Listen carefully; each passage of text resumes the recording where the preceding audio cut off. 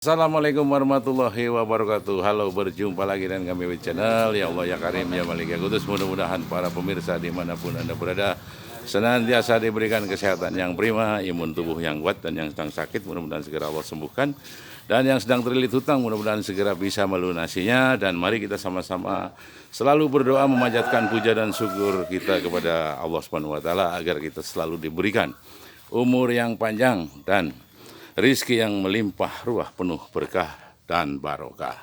Nah, untuk kali ini saya ingin membedah sebuah narasi atau paparan tentang Satrio Piningit, bahwa Satrio Piningit merupakan manusia pilihan dari ruh-ruh pilihan Allah Subhanahu wa taala. Jadi bahwa Satrio Piningit ini memang manusia yang terlahir dan memang seperti sudah di framing atau sudah di set plan atau sudah direncanakan sebagai satu sistem untuk menunjukkan arah dan langkah kepada para manusia atau umat manusia dimanapun berada, agar hidupnya selalu diberikan kebarokahan dan keberkahan dalam kehidupan. Sehingga Satrio Piningit ini selalu memberikan sebuah namanya tausiah bijak atau contoh-contoh keteladanan yang betul-betul untuk mengarahkan dan menunjukkan langkah kehidupan kita sehari-hari untuk menempuh sebuah kehidupan yang betul-betul menjadikan kita manusia yang penuh takwa, penuh dengan keridhaan serta keikhlasan untuk menjalani sebuah kehidupan kita sehari-harinya. Sedangkan Satrio Piningit sangat menyadari sebuah kehidupan ada yang mengatur, ada yang menjalankannya. Jadi manusia itu tak ubahnya seperti wayang ya. Dan Sang Pencipta semesta ini seperti layaknya dan memang seperti dalang.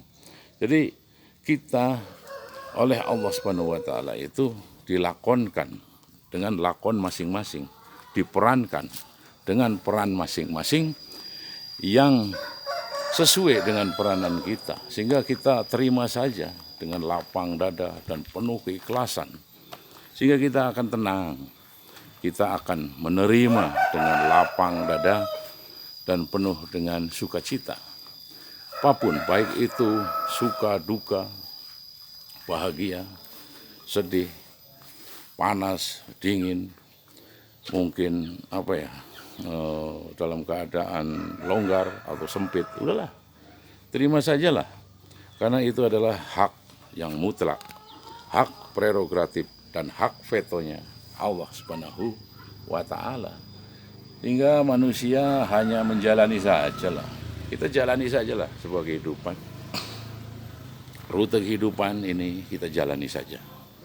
Nggak ada perlu kita berceloteh atau memaki, bahkan mungkin menghakimi Sang Pencipta itu sendiri, ya kan? Sedangkan kita juga nggak punya hak. Kita tidak punya hak untuk mengaku sebuah kekuatan. Karena sumber segala kekuatan, sumber segala kehidupan adalah dari Sang Pencipta itu sendiri. Sehingga manusia itu nggak berhak untuk mengeklaim atau mengaku dirinya mempunyai sebuah kekuatan. Karena sebuah kekuatan berasal atau bersumber dari Sang Pencipta alam semesta ini. Kita tidak boleh mengaku-ngaku bahwa diri kita mempunyai sebuah kekuatan. Itu sudah dijelaskan ya, yang tersurat dan tersirat di dalam kitab-kitab suci, terutama untuk orang muslim adalah di dalam kitab suci Al-Quran. Itu sudah tersurat dan tersirat bahwa segala kekuatan, segala daya dan upaya berasal dan bersumber dari Sang Pencipta alam semesta ini, yakni Allah Azza wa Jalla, ya kan? Karena ada di situ tersurat dan tersirat yang berbunyi la haula wala illa billahil aliyil azim. Segala kekuatan, segala daya dan upaya manusia adalah milik Allah, milik Sang Pencipta alam semesta ini. Bahwa Sang Pencipta itu memberikan kita segala kekuatan dan daya upaya. Hanya manusia hanya menjalani saja rute-rutenya gitu. Janganlah kita lantas menyombongkan diri bahwa ini loh saya kan kuat, saya kan hebat. Itu sudah betul-betul menyimpang daripada apa yang tersurat dan tersirat. Sedangkan segala daya dan upaya adalah milik Sang Pencipta alam semesta ini, yakni Allah Azza wa Jalla. Jadi kita hanya bisa menjalankan saja segala perintahnya dan meninggalkan segala larangannya. Hanya itu manusia, haknya hanya itu sebetulnya. Entah kita sakit, entah kita diberi tentang kesehatan, diberi kesusahan, diberi kebahagiaan, ada panas, ada dingin, sudahlah kita terima. Wong itu sudah merupakan sebuah daripada mekanisme yang diciptakan oleh Sang Pencipta itu sendiri. Marilah kita sama-sama untuk selalu menyadari apa yang mesti kita sadari. Kehidupan ini hanyalah sementara, tidak ada yang kekal dan abadi. Sedangkan kehidupan di muka bumi ini sudah dijelaskan tadi, hanya sementara. Jadi dunia serta akhirat adalah milik orang-orang yang cerdas, orang-orang yang pintar, gitu loh. Sedangkan kita kadang-kadang tergelincir dalam suatu fenomena bahwa disangkanya bahwa orang yang cerdas adalah orang yang mampu dan bisa menyelesaikan segala mungkin ujian di sekolah, ujian dalam kehidupan. Itu betul, tapi kurang tepat. Jadi yang tepatnya adalah manusia yang cerdas adalah manusia yang nantinya berprestasi di akhirat kelak. Itu sebetulnya itu manusia yang cerdas.